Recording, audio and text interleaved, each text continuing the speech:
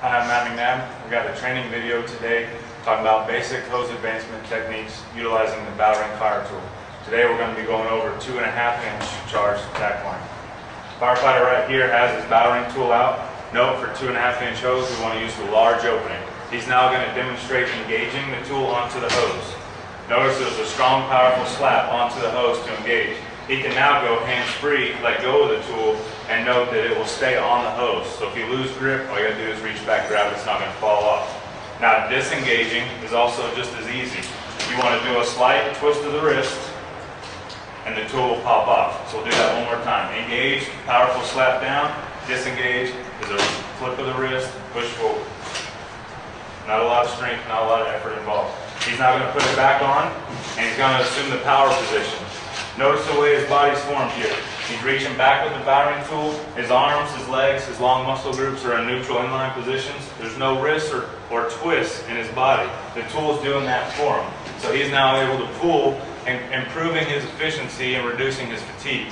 At this point, the backup firefighter will now come into position. They will engage on the tool, utilizing the same technique, and they will advance towards the seat of the fire. Once they reach the seat of the fire, drop down to their position. You're going to move the Bowring tool from the pulling position to a handle position. And we can do that one more time just to demonstrate. So we'll go back to the handle position. He's already dropped down to his knees. This is the pulling position. He's now going to slowly transition to the nozzle.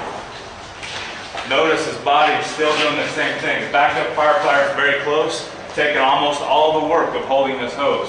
The nozzle firefighter has just enough room that he can reach the nozzle and begin spraying water. He's able to move, utilizing the tool. The backup firefighter is taking all the work.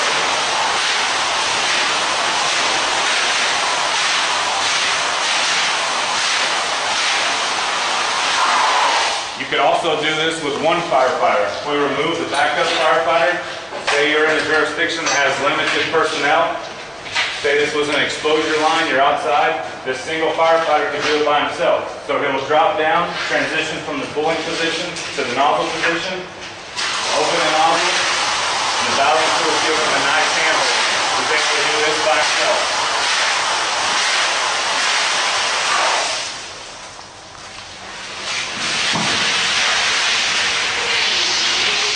In this portion, we're going to show the third firefighter that's moving up. Those two firefighters have advanced. This firefighter is bringing the hose up, and he's going to encounter a friction point. We're going to talk about that.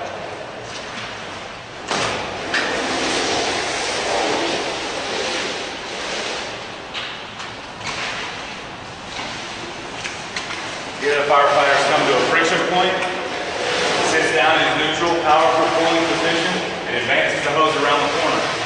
Here we're coming up to a coupling, so this firefighter now has to overcome that. To do a disengage, remember, slight twist of the wrist, and then a re-engage just on the other side of the coupling, and then take up pulling as well.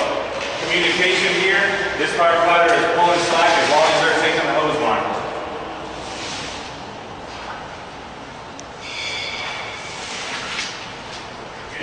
Keep pulling.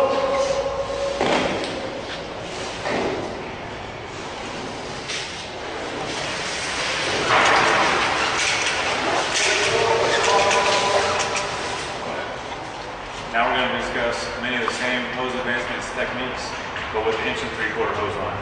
Notice the nozzle firefighter's got the Bowring tool. We're going to be using the small opening on the Bowring tool. He will go ahead and engage onto the hose. He's now in position. The Bowring's hooked up. His backup firefighters are going to now take up a position, engage as well. They're now ready to advance.